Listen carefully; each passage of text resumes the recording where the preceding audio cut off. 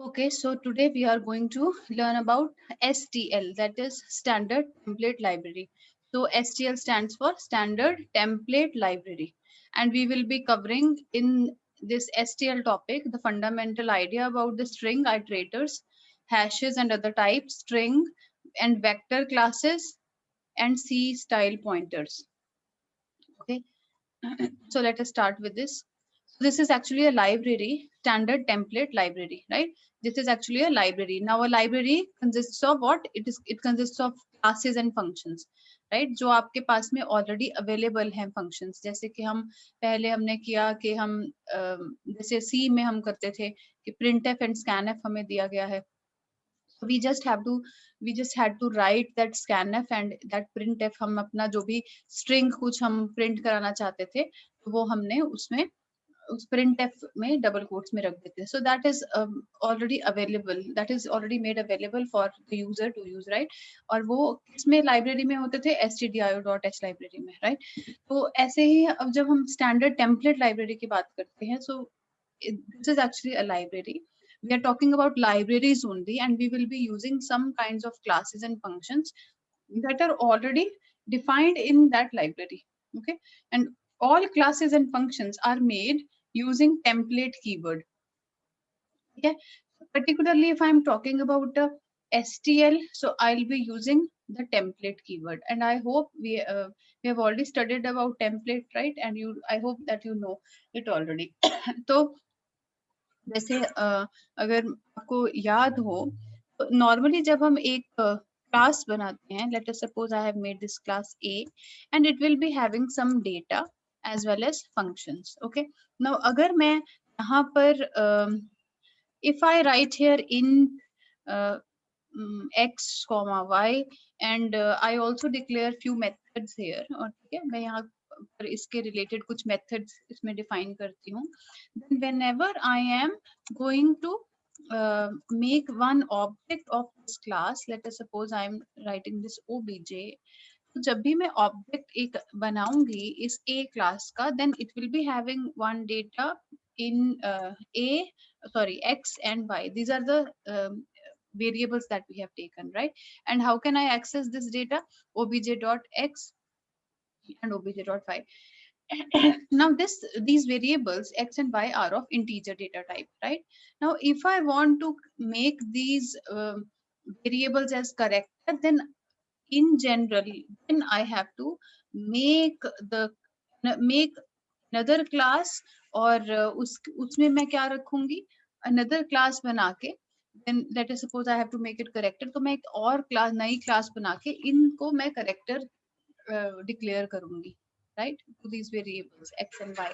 Similarly, if I have to use double data type for this x and y, then I will be using what? I will be using this data type as double. Okay, तो हमने क्या किया था अब, now anyways if I am talking about this x and y having different type, so मैं यहाँ पर मुझे 3 classes बनानी पड़ती है. फिर हमने template में किया था that I can make a generic class, right? How first I can make a generic class that can run for the data type, any data type that you are giving, int, right? और जैसे हमने character के बारे में बात किया और फिर double के बारे में बात किया, तो ये जो x and y हैं, they can take form of integer or character when required, or double when required, whenever we are declaring that object in the main function. Okay, so how did we do that? तो हमने वहां पर एक template बनाया था template keyword, और फिर हम एंगुलर ब्रैकेट रखते थे और फिर क्लास लिखते थे और एक यहाँ पर प्लेस होल्डर लिखते थे. ठीक है, तो ये जो प्लेस होल्डर है that will take the place of any data type, right, that we are requiring in our programs. That is x I am using, आप कोई भी यहाँ पर use कर सकते हैं. And whenever I'm creating an object in main, then I have to specify after this class also that what kind of data this object will be holding. Okay, now I cannot directly write obj. A is the name of the class and obj is the object, but whenever I am creating a template I will have to specify कि यहाँ मुझे ये जो object है if it is having these variables x and y, now these variables should be of integer data type. So all the data, all the data that we are taking as a placeholder type, right, this placeholder type data jitna bhi hoga, that will be now transformed into integer data type. ऐसे ही जब मैं इस a class का object 2 बनाती हूँ, then if I want character, if I want these x and y to be character data type, then I will have to specify here that it is of character data type, right? So ये angular brackets में हम ऐसे लिख देते थे, this was the template, ठीक है? अब यही चीज हम यहाँ पर करेंगे, that we are going to create some actually we are going already existing हमारे पास में classes and functions दे रखे हैं, template हमारे पास में बनाया हुआ है, that we will be using. अभी जो हमने example करी, that was the example of class, and initially we had discussed, जैसे template के lecture में आप पढ़ेंगे तो सबसे पहले हमने एक function की example ही ली थी. कोई भी हम एक function बनाते हैं and I create that function, generic function कि सब data type के लिए चलता है, तो हमने उसमें, आप उसमें देख सकते हैं lecture में, ठीक है?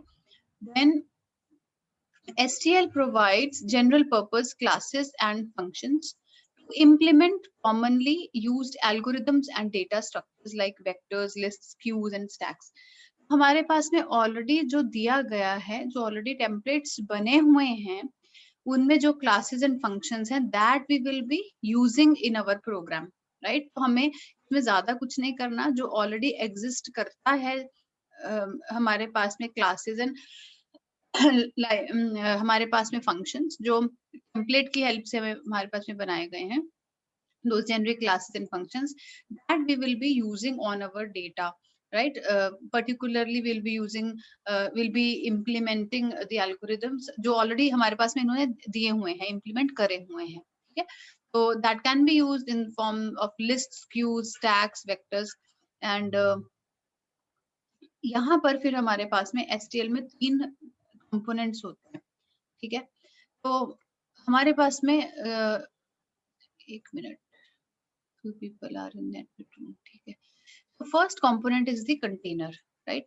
Container क्या होता है? Container हमारे पास में कोई भी data, first I'll read this and then explain. Containers are the objects to organize or store various types of data such as vector or list.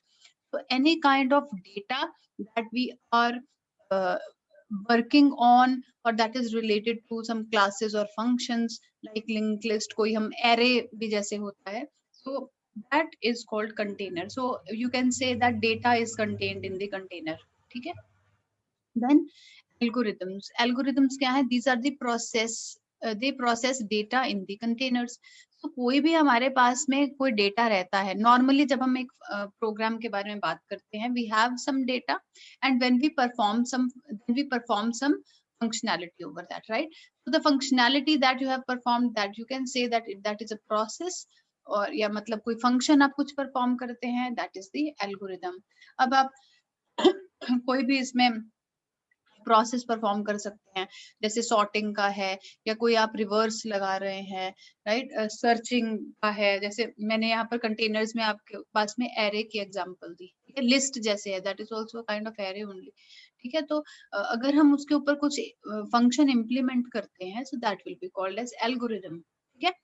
तो वो कुछ भी हो सकता है, जैसे एरे में आप सर्चिंग कर रहे हैं, सॉर्टिंग कर रहे हैं, या मैक्स एलिमेंट निकाल रहे हैं, मिनिमम एलिमेंट निकाल रहे हैं, मैक्स एंड मिन जैसे हम निकालते हैं, those all those functions will be known as algorithm, ठीक है? अच्छा, नॉर्मली अगर हम बात करें तो वैसे आप तो कोई भी आप एक प्रोग्राम लिखते हैं, that is that the sequence of steps is called algorithm, but here we are particularly talking about the processes, means the functions that will be implemented on these containers on the data, okay? तो उसके बाद में होता है iterator. So this is the third component, iterator, and generalized concept pointers to point an element in a container, for example forward, bidirectional, etc. तो ये actually में क्या होता है, जैसे कि आप हम इसको कह सकते हैं that it is kind of pointer. जब हमारे पास में कुछ डेटा है, हम हम उसके ऊपर कुछ प्रोसेस इंप्लीमेंट कर रहे हैं। फॉर एग्जांपल जैसे आप एक एरे ले लिया आपने एज अ कंटेनर, तो उसमें आप कुछ सर्चिंग कर रहे हैं, then anyways you have to traverse through the array, right? वो जब फिर आप कैसे ट्राइवर्स करते हैं, you need a pointer. Actually we are not talking about basically pointers है, but we just have to make sure that iterator जो होता है वो डेटा को एक्सेस करने के लिए काम आता है, ठीक है? कंटेनर्स में डेटा पड़ा है, but whenever you are accessing that data, you want to implement the algorithms, then we have to use these iterators. That is the use of the iterator.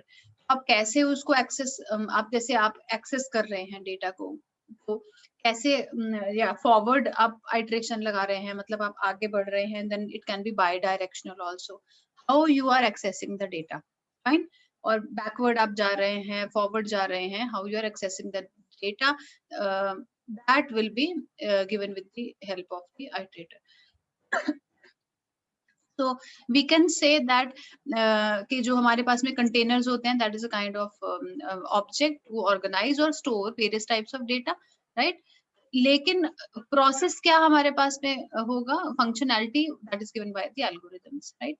But ये डेटा कैसे access किया जाएगा, how it can reach implementation part, or how they implement these kind of algorithms can be implemented on the data, that is with the help of the iterator.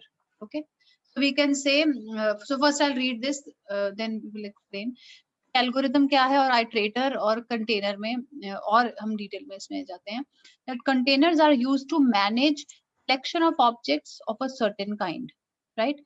Containers are generic and they can hold any type of data. So containers are used to manage collection of objects of certain kind. अगर हम array के example में सोचते हैं, then array was also a collection of homogeneous elements, right? They were of similar data type. Now here I am calling a container as it is used to manage collection of objects of certain kind, but they are generic. ठीक है, ये क्या है, ये generic है and they can hold any type of data. तो हम containers का भी हमें इसमें पता चला कि यहाँ पर already कुछ हमारे पास में template बना रखा है and that will be using. That is why it is saying that containers are generic. They can hold any type of data, right? Then we have algorithm that acts on containers. They provide the means by which you will be performing sorting, searching or transforming of the contents of the container. अब आपके पास में container में कुछ भी data हो सकता है, आप कैसे भी उसको रख सकते हैं, डिफरेंट टाइप्स हैं हमारे पास में कंटेनर्स की। तो उसमें आप फंक्शनैलिटी परफॉर्म कर रहे हैं, क्या आप सॉर्टिंग परफॉर्म कर रहे हैं, सर्चिंग या ट्रांसफॉर्मिंग, तो ये सब हमारे पास में एल्गोरिदम्स आ जाएंगी। हमारे पास में ये एल्गोरिदम्स फंक्शन की फॉर्म में आएंगी, ठीक है? So algorithm library contain built-in functions. So what is this? Built-in functions that performs complex algorithms on the data structures, right? So these are the built-in functions जो हमें सिर्फ use करने हैं on the container, right? हम सिर्फ यहाँ पर इन functions को जो already हमारे पास में available हैं, built-in functions हैं, they perform such complex operations that we will be using in our program. Okay? So data store क्या रहा आपका, containers. Why? Because data is stored in the container, fine. और action कौन perform करेगा, algorithms perform करेंगे। तो normally अगर आप classes के concept में भी हम देखते हैं, जब हमने शुरू किया था, then we had talked about the data as well as the methods, right? So we have some data and some action has to be performed on that data. तो यही दो चीजें होती हैं हमारे पास में। तो STL में डेटा आपका कंटेनर्स में रहेगा एंड जो आपके एक्शंस जो परफॉर्म होंगे उस डेटा के ऊपर, that will be done with the help of algorithms. Then algorithm library provides abstraction. You need to know how it works, just say write, sort, reverse. So we do not have to go into the definition of the function, right? We just have to use those algorithms in terms of functions. हमें इसको सिर्फ use करना है and directly we can use those functions in our program, right? Then iterators क्या हुए फिर, iterators act as a bridge between the containers and the algorithms, right? तो this data को जब हमने एक्सेस करना है तो उसके लिए हम आइट्रेटर्स यूज कर सकते हैं, राइट। तो कंटेनर्स तो कंटेन करेंगे डेटा को, बट उसको एक्सेस करने के लिए we are needing the iterators. So containers are actually, so data is there in the containers, और जो भी actions perform होंगे that will be done with the help of algorithms. So to do some action, algorithms need to access the container data elements.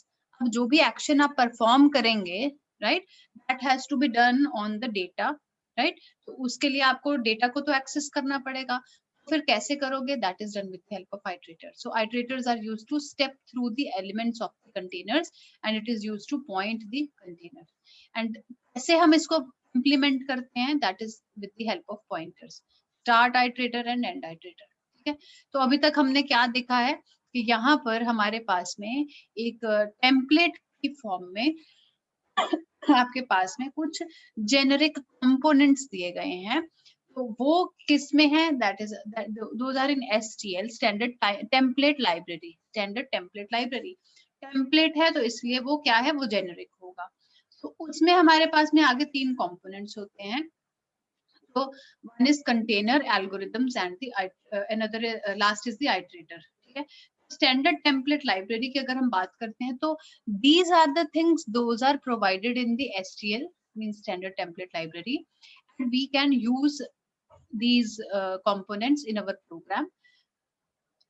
और इसके already ये सब, इसका जो डेफिनेशन है that is given in the library. Okay, declaration definition, they are given in the library, provided to you already, but we just have to access this data through our program. So containers में हमारे पास में data रहेगा, तो उसकी types हम पढ़ेंगे कैसे हमारे पास में बहुत सारे टाइप्स हैं। तो एल्गोरिदम्स में उस कंटेनर जो डेटा है उसके ऊपर जो हम कुछ फंक्शनैलिटी परफॉर्म करेंगे वो एल्गोरिदम्स में की फॉर्म में, मतलब फंक्शंस की फॉर्म में रहेगी। And how to access this data whenever we are implementing a function on that is done with the help of the iterator. Okay, so we can say that हमारे पास में जो भी कोई कंटेनर रहेंगे एंड एल्गोरिथम्स रहेंगे, ठीक है, बट उसके बीच में जैसे कंटेनर्स में हम हमारे पास में यहाँ किस तरह की टाइप्स हैं, लिस्ट है, मैप है, vector, set, right. Then algorithms आप उसके ऊपर क्या क्या परफॉर्म कर सकते हैं, मींस फंक्शंस क्या परफॉर्म कर सकते हैं, कोई सॉर्टिंग का है, राइट, कोई आप पार्टीशनिंग है, कोई सर्च का है, मर्ज का है, रिवर्स का है, right. So these kind of algorithms can be performed on these containers, but where is the bridge? How can you access the data? So this is the bridge, that is the iterator, right? So how you have to access that data, whether forward, bidirectional, or you want some random access, so that can be done with the help of iterator, right? So this is the concept. Okay, क्या हमारे पास में रहेगा, हमारे पास में containers जो होते हैं उसमें कोई भी इस तरह की ये डेटा आपका रहेगा, right. That is actually a class, और फिर हम उसके इधर ऑब्जेक्ट्स बना के those objects will be calling the functions, right. तो ऑब्जेक्ट डॉट जैसे हम करके वो हम देखेंगे कैसे करना है। तो यहाँ हमारे पास में एल्गोरिथम्स है and these containers have to they have to call the with the help of objects they have to call this algorithm, right? तो कैसे यहाँ लिंकिंग होगी, कैसे हम इसको डेटा कैसे एक्सेस करना है, that is with the help of the iterator. Okay, तो पहला जैसे हमारे पास में आता है पहला string हमारे पास में आता है, string is an inbuilt C++ class that contains a character array but automatically manages it using built-in functions. Okay, तो नॉर्मली अगर मैं इसमें बात करती हूँ तो in C we used to write a character array, we used to take one character array, और normally हम उसमें क्या करते थे कि जैसे मैं यहाँ लिख रही हूँ थापर, ऐसे मैंने दूसरा एक string लिया है, character array I am taking, तो इसको मैं open रखती हूँ, right? So now if I want to copy this A array into B, तो directly if I am writing कि आप जो ये A का डेटा है तो आप किस में डाल दो, एक मिनट, just 1 minute. So जैसे A का डेटा है वो आप किस में डाल दो, यहाँ B में डाल दो, So is it possible to do this in C? This will give you error because here directly assignment operator will not work. ठीक है, दूसरा हमारे पास में जैसे हम वहां पर अगर मुझे कॉपी करना है डेटा को, तो जैसे यहाँ पर हम डायरेक्टली ऐसे ऑपरेटर के साथ में हम नहीं कर सकते, असाइनमेंट ऑपरेटर के साथ अगर मुझे करना है copy, then I will be using strcpy. If you remember we use to write this function, we use to use this function, right? तो पहले इसमें आर्गुमेंट होता है कि किस में कॉपी करना है, कॉमा डाल के किससे कॉपी करना है, राइट? तो यहाँ पर आपका डेस्टिनेशन रहता है, ये आपका सोर्स रहता है from where you want to copy the data, right? तो यहाँ पर हमने ये तब परफॉर्म किया था। ऐसे ही अगर मुझे जैसे मेरे पास में ये एक this one I have this array as university, so what if I have to concatenate these strings, right? A and B, sorry, I will say character array. So if I have to concatenate this Thapar and university, then I could have written A plus B, है ना? तो मैं ऐसे भी लिख सकती थी, but यहाँ पर ये जो है this will give you error because this will not run on the operators. Then however we had one solution जिसमें हमने किया था strcat, right? So this function was for concatenation. तो उसमें हम क्या करते थे कि पहले आप फर्स्ट स्ट्रिंग डाल दीजिए और कॉमा डाल के दूसरा आप यहाँ पर डाल दीजिए स्ट्रिंग, ठीक है? यहाँ पर कॉम्बिनेशन होके आपका जो रिजल्ट होता है वो ए में स्टोर हो जाता है, फाइन? तो इसमें हमारे पास में यहाँ जब हम कंटेनर्स की बात करेंगे, so first I am writing hash include iostream and then I am writing using namespace std, okay? तो हमारे पास में एक minute, and this is the layout, okay? तो जब हम यहाँ पर एक string के बारे में बात करेंगे STL में, then first I have to include string, right? So this string is a class. Okay, ये एक string एक ऐसी class है जिसमें just one minute.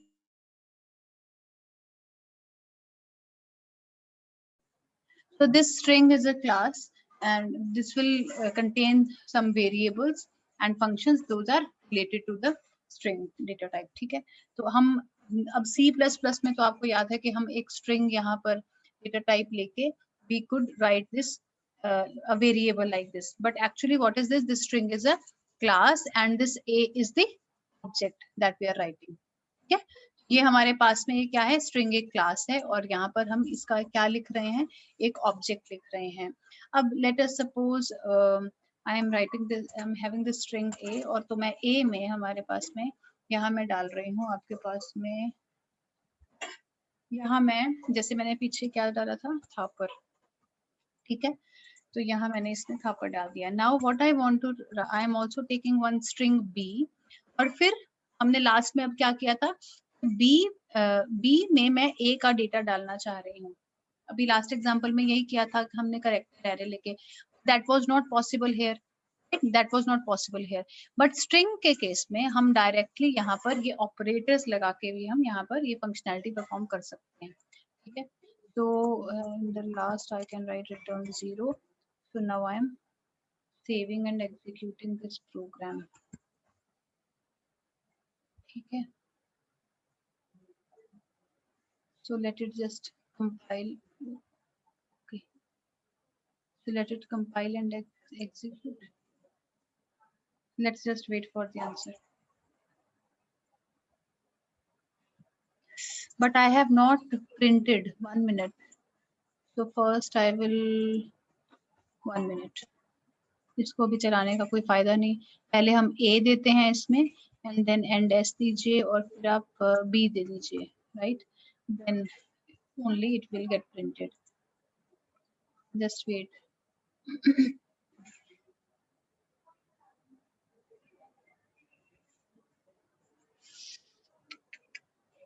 कर रहा है।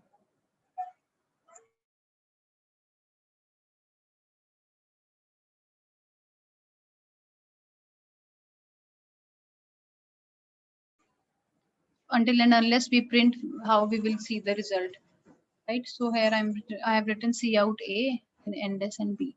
यहाँ पर मैंने A में एक string दिया था and then I am copying this string A into B, right? So let us see the result. So this is possible in string whenever I am including a string class. ठीक है, तो इसको हम देख लेते हैं. So here you can see कि क्या आया हमारे पास में, पहले A print हुआ है and then space देके again B. So it means that B has the data that gets copied from A. आप directly assignment operator से हम यहाँ पर copy कर सकते हैं. ठीक है, अच्छा अब मेरे पास में हम दूसरा हमने क्या किया था, कॉपी का तो हमारे पास में हो गया यहाँ पर सोल्यूशन. दूसरा था हमारे पास में concatenation का. So if I am writing B here as Thapar as university, पहले हमने ये लिया है Thapar, then I am taking university. So now I can also write C out A plus B. I can write here C out A plus B और फिर मैं इसको क्या करती हूँ, यहाँ इसको रन करती हूँ. तो यहाँ पर A क्या है, Thapar, and B क्या है, university. So directly I am writing A plus B. So this will also work. Why? Because this is applicable in this string class.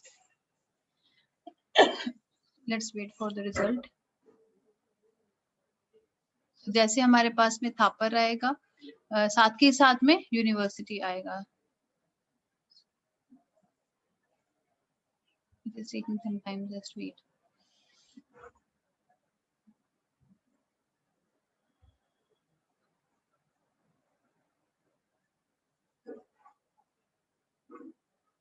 ठीक है, तो ये साथ के साथ आपके पास में लिखा आ गया है, fine. But if you want to give one, जैसे हमारे पास में हमें इसमें क्या देना है, स्पेस भी देना है, तो फिर हम क्या करेंगे, पहले मैं A लिखूंगी तो उसमें भी कंकैटिनेशन क्या होगा, इस प्लस के साथ में ही होगा, right. If I have to give one space, तो मैं क्या करती हूँ, जैसे मैं यहाँ लिख देती हूँ C out A, पहले मुझे पर चाहिए and then with concatenation I want one space, तो मैंने यहाँ कुछ space दे दिया है, एक की space दे देती हूँ. Now this also has to be concatenated with B string, ठीक है, फिर मैं इसमें endl दे रही हूँ, fine.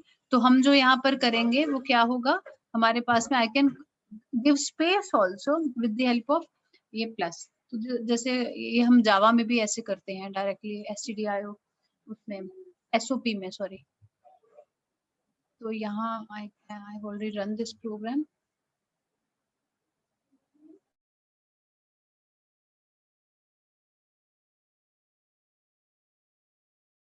So here you can see जो हमारा ऊपर पहले वाला आउटपुट था, that is not having any space, and if we have to give some space, that also we have to give with the ये plus से हम concatenation इसमें कर सकते हैं in string, ठीक है. तो ये हुई आपका operators की बात.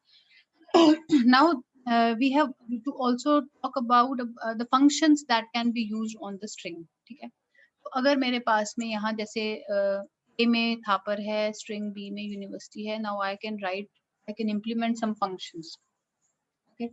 तो हमारे पास में मैंने अभी आपको शुरुआत में अभी पहले क्या बताया कि ये जो स्ट्रिंग है that is a class and this A is the object, right. तो हम एक फंक्शन को कैसे कॉल करते हैं, इफ आई हैव टू, जैसे आपको ये याद होगा कि हम क्या करते हैं, पहले हम ऑब्जेक्ट बनाते हैं एंड देन ऑब्जेक्ट, तो हमारा ये बन गया है A. Then if I have to call one function, then I will be using object dot and then I am calling this function, ठीक है. ऐसे हम इसको फंक्शन को कॉल कर सकते हैं. ऐसे ही जब मेरे को, जैसे मेरे पास में ये, हाँ, so let's come to this first, then I will tell you how to use the functions. So we have so many functions here. These are the functions that we can use with string, ठीक है. अब दूसरा I think, हाँ चलो, तो ये gate line है, जैसे लेंथ है, ये लेंथ के स्पेलिंग गलत लिखे हुए हैं, तो एम्प्टी है, साइज, ये सब आप भी सारे हमारे पास में, कंपेयर, फाइंड, सब स्ट्रिंग, ये सब हमारे पास में जो फंक्शंस हैं, कि हम किसके साथ इधर यूज कर सकते हैं, स्ट्रिंग की क्लास में यूज कर सकते हैं. Again it has to be, first we have to create the object and then with the help of that object I can call these functions with the dot operator. Okay, so here I have this A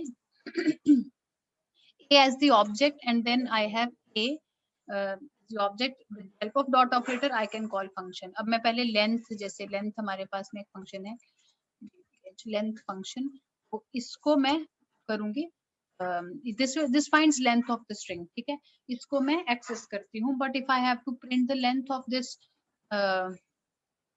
a dot length of the string, then I will be using cout अगर मुझे इसको print करना है.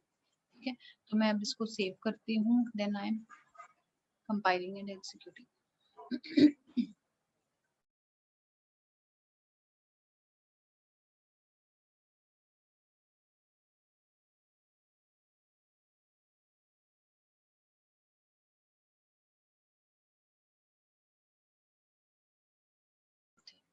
You can see here THAPAR that contains उसका length जो आया है 6 आया है इसमें. ठीक है, नॉर्मली जब हम ओके, तो यहाँ आप इसको B को भी प्रिंट करवा के देख सकते हो, राइट. ओके, अगर मैं जैसे यहाँ इसमें हम बात करते हैं only one string. If I am talking about a string, जैसे हमारे पास में एक एरे होता है. If I want to access, जैसे अगर मेरे को यहाँ पर फर्स्ट एलिमेंट इसका एक्सेस करना है, because this is a kind of array also, मैं इसको क्या करूंगी A0, राइट. ऐसे ही सेकंड जो मेरे पास में जो एलिमेंट आएगा उसको कैसे एक्सेस कर सकते हैं, A1, राइट. ऐसे ही जो लास्ट मेरा एलिमेंट रहेगा उसको मैं कैसे एक्सेस कर सकती हूँ, उसको मैं A4 कर सकती हूँ, राइट, या A5, जैसे भी आपका ये लास्ट है, यहाँ मैं A5 कर देती हूँ, राइट. ठीक है, 0 to 5. अच्छा, अगर आपको यहाँ से कोई सबस्ट्रिंग निकालना है, right, if I have to find one substring from this string, then what I have to do. अब इसको तो हम एक एक करेक्टर करके जैसे यहाँ से ऐसे निकाल सकते हैं by this method that we already know. But if I want to extract one substring out of this string, then what I have to do, I have to use the function. First I'll write the function, that is substr. ठीक है, this is the function substr. इसमें भी होगा, ये रहा substr last वाला. ठीक है, तो इसमें हमारे पास में क्या होता है, so I have two arguments here, right. So first इसका argument रहता है, आप ये आपकी स्टार्टिंग पोजीशन रहती है, स्टार्टिंग पोजीशन के कहाँ से आपको सबस्ट्रिंग को लेना है, right. Whether you want to start the substring from this A, right. So that is the starting position. तो पहला आर्गुमेंट आपका ये सबस्ट्रिंग फंक्शन में आपका क्या रहेगा, स्टार्टिंग पोजीशन के जहां से आपको ये सबस्ट्रिंग लेना है, स्टार्ट करना है. And second will be how many characters you want to take in that substring, right. First आपका स्टार्टिंग पोजीशन रहेगा एंड देन नेक्स्ट क्या आपका रहेगा, how many characters you want to take in that substring. So let us suppose if I have to access this substring function, then what I'll be using, first I'll be using the object जो मैंने बनाया है, then I'll be using substr, और साथ में let us suppose मैं यहाँ 0 दे देती हूँ. 0 से मैंने अभी टोटल मैं 3 कैरेक्टर्स यहाँ पर अब मैं ले रही हूँ. ठीक है, तो इसको भी मुझे पहले अब सी आउट कराना पड़ेगा, only then I can see the result. ठीक है, तो मैं इसको सेव करती हूँ and then I am compiling and executing it. Fine, so let's just wait for the result.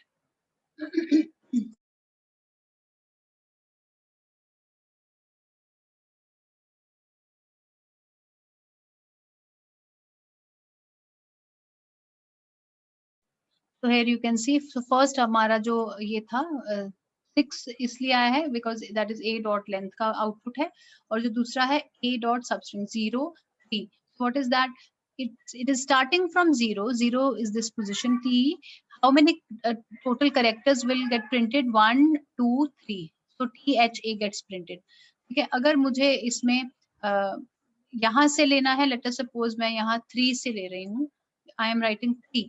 ठीक है, तो इसका मतलब क्या है, that what I am doing, I am starting position ये 3 है, 0 1 2 3, right. And total number of characters क्या इसमें रहेंगे, that those are also 3 depending on the size of the length of the string. आप उसमें यहाँ पर कुछ भी यहाँ आर्गुमेंट्स दे सकते हैं. So first argument will be the starting position of the substring, and next second argument will be how many characters you want to take in that substring, ठीक है।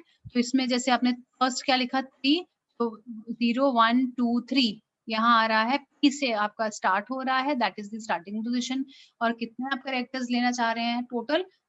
3 1 2 3 PAR, so PAR gets printed here, ठीक है।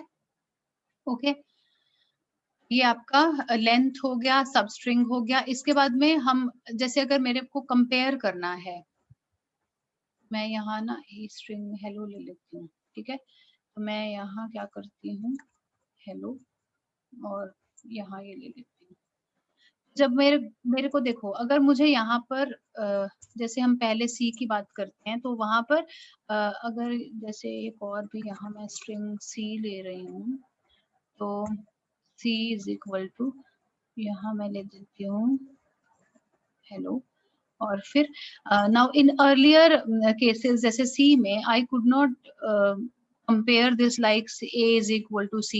There also I used to use one function strcmp. Here also I'll be using one function that is a dot compare, ठीक है। तो a क्या है आपका, a आपका क्या रहेगा, यहाँ पर आपका ऑब्जेक्ट है, that is why I'm writing a dot। तो यहाँ compare, और कंपेयर में सेकंड, यहाँ पर जो कंपेयर में हम आर्गुमेंट लेंगे वो क्या है, वो जिसके साथ आपको कंपेयर करना है। तो आपका यहाँ पर सी है आपका स्ट्रिंग, तो यहाँ इसको कंपेयर कर रही हूँ। ए तो इम्प्लिसिटली इसको कॉल करेगा, तो ए का डेटा तो इसमें जाएगा ही, बट एक्सप्लिसिटली आप क्या कर रहे हैं, इसका डेटा दे रहे हैं कंपैरिजन के लिए सी का, ठीक है। तो जब आप इसको पहले हम फिर से इसको प्रिंट करेंगे, only then we can see the result. Yes, so I'm just saving and compiling and executing. So what I have written a dot compare, and I'll be comparing this with this c. Okay, c is also a string.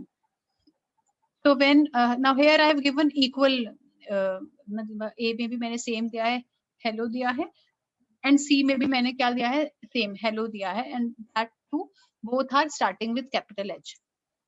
So when the result is equal, हमारे पास में जब equal आता है दोनों का result, then you can see that it is printing 0।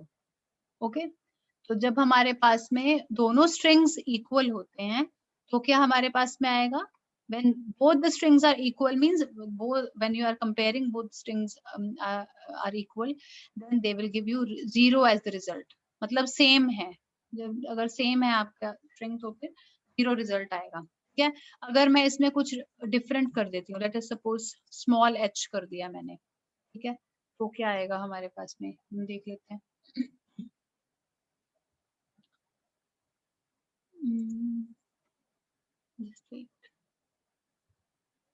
So whenever I am comparing this capital H वाला hello and small h वाला hello, तो हमारे पास में अगर फर्स्ट जो स्ट्रिंग है, जो फर्स्ट हमारे पास में स्ट्रिंग है, now actually what will happen here, I'll be first checking about the ASCII value of this h, capital H and small h, ठीक है। तो कैपिटल H का अगर हम देखें, अगर आप देखोगे तो ये होता है 72, राइट, इसका 72 होता है और इसका होता है 104, ठीक है। तो जब हम इसका कंपैरिजन करते हैं, तो ये आपका फर्स्ट स्ट्रिंग है जो इम्प्लिसिटली आप इधर दे रहे हैं, ये आपका सेकंड स्ट्रिंग है। तो अगर आपका अब स्मॉल h का मैंने क्या बताया, इसका ASCII वैल्यू ग्रेटर है, तो अगर आपका सेकंड स्ट्रिंग ग्रेटर है, अगर आपका सेकंड स्ट्रिंग ग्रेटर है, तो आपके पास में नेगेटिव नंबर आता है, ठीक है, क्योंकि कैपिटल H का मैंने क्या बताया, ASCII वैल्यू इसका ग्रेटर है देन स्मॉल h। तो अगर सेकंड आपका स्ट्रिंग ग्रेटर आता है, बिकॉज दिस इज ग्रेटर, तो आपके पास में नेगेटिव वैल्यू आती है। इसका अगर मैं आपके पास में ऑपोजिट कर देती हूँ, जैसे यहाँ मैंने स्मॉल h लिख दिया, यहाँ मैंने कैपिटल H लिख दिया, तो फिर क्या आएगा, तो इसका ऑपोजिट आएगा, जो ग्रेटर है। अगर फर्स्ट आपका ग्रेटर है, ये वाला स्ट्रिंग अगर ग्रेटर है, तो फिर क्या होगा, तो फिर यहाँ पर पॉजिटिव नंबर आएगा। अगर इक्वल है तो क्या होगा, 0 आएगा। अगर सेकंड वाला जैसे पहले हमने किया, सेकंड वाला ग्रेटर है फर्स्ट से, बड़ा है, बड़ा मतलब पहले हम ASCII वैल्यू से इसको कंपेयर करना शुरू करते हैं, तो फिर क्या है, तो नेगेटिव नंबर आएगा। And if first string is greater than the second string, then positive value will come, ठीक है। It is already executed, when it gives result then we will discuss. ठीक है, तो इसको ऐसे यूज करना है। आप यहाँ पर, तो मैंने आपको यहाँ से ऐसे दिया है ना कैपिटल और स्मॉल करके, आप यहाँ पर कोई भी फर्स्ट वैल्यू कोई और भी ले सकते हैं, या दूसरा एकदम आप डिफरेंट स्ट्रिंग्स भी ले सकते हैं। सो फर्स्ट वैल्यू से उधर काउंट होना शुरू हो जाएगा। सो नाउ यू कैन सी, तो यहाँ पर आपकी पॉजिटिव वैल्यू आई है, राइट? ठीक है, सो अगर आपको इसमें कुछ डाउट है तो पूछिए, because time is getting over, only 2 minutes are left. If you have any doubt, you can raise your hand and start. Yes, sir.